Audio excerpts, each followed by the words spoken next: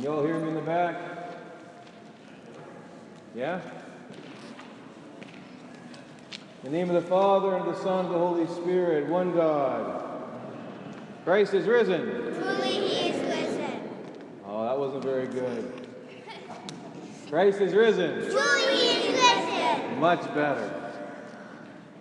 I wanted to talk to you guys today because there's something that we all do, hopefully we all do, that's very ordinary. How many of you do chores at home? Me. All right, I think every hand went up. Good. Good job, parents. Keep giving your kids chores. How often do you do chores in your house? Once a day. Once a day?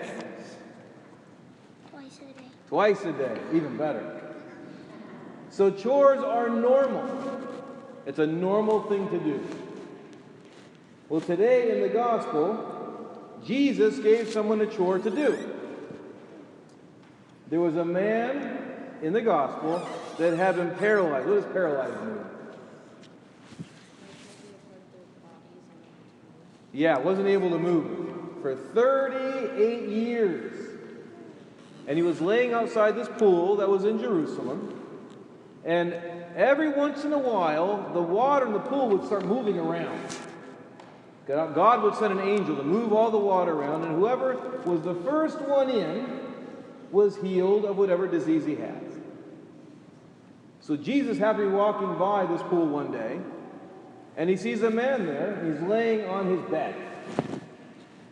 Called a pallet, kind of like a sleeping bag, but it had like a backing to it.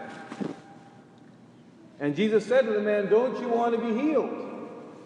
He knew the man had been there for a long, long time.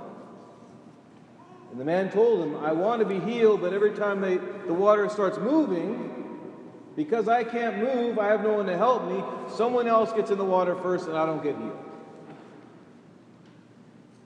And then what did Jesus do for that man? Yeah, before that, what did he do? Anybody remember? Just before that. Before he told him to take up his pallet, what did he tell him?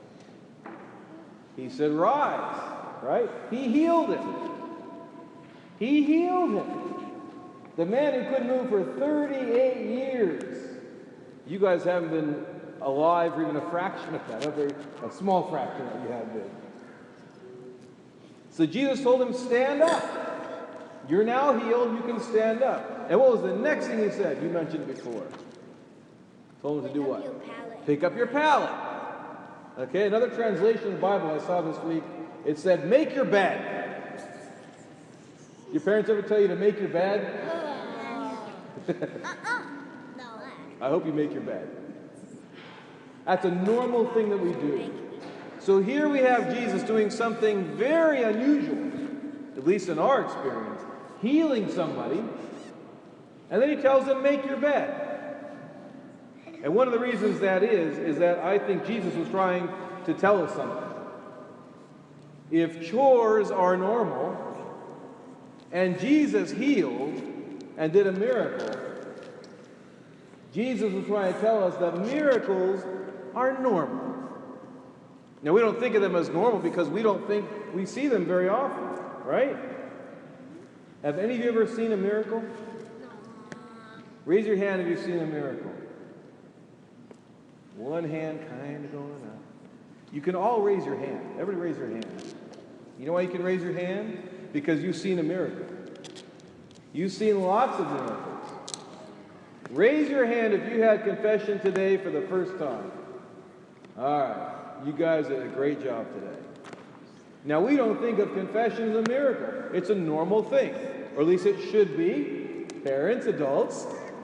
Should be a normal, regular thing. Anyway, back to the kids.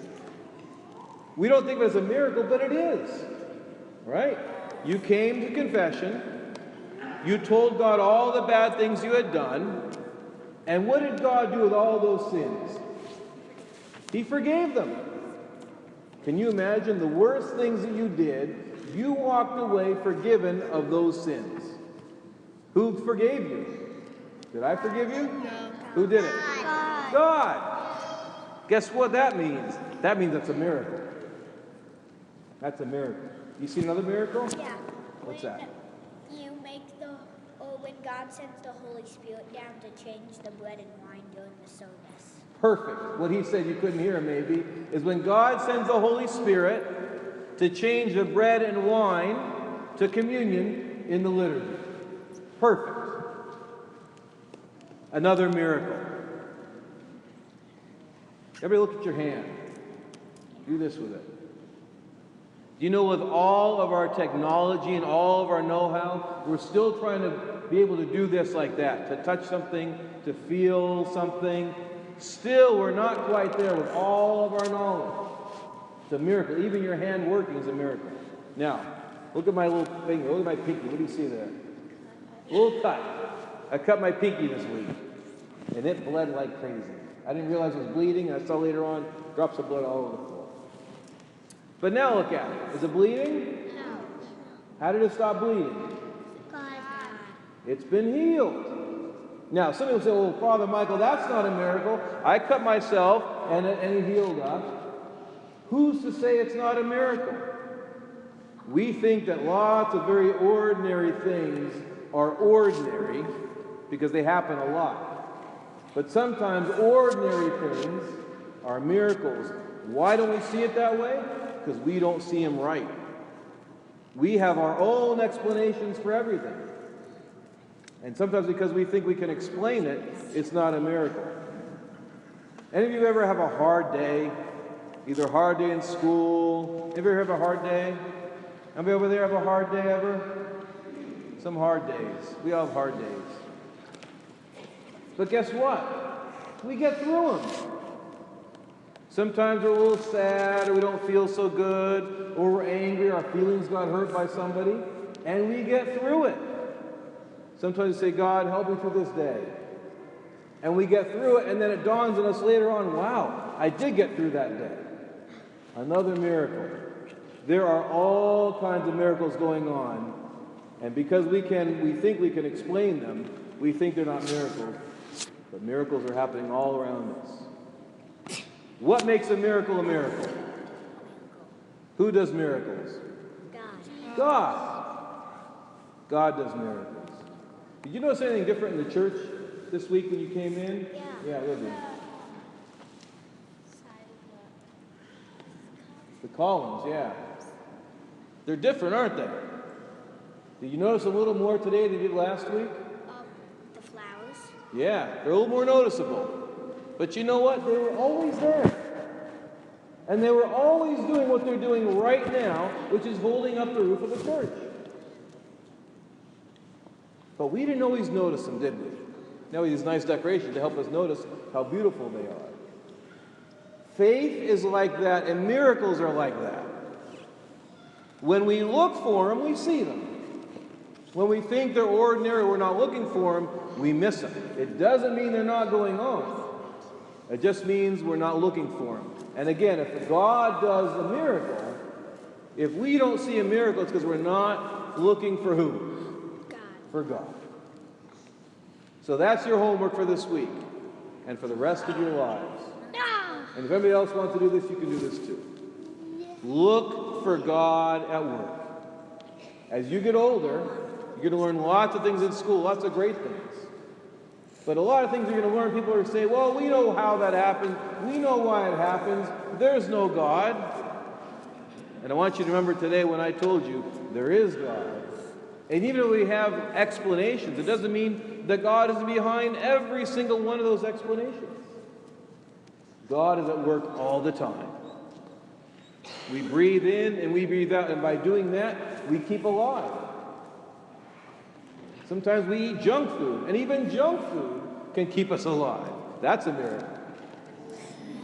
Right? And you wish you could have more junk food, I know.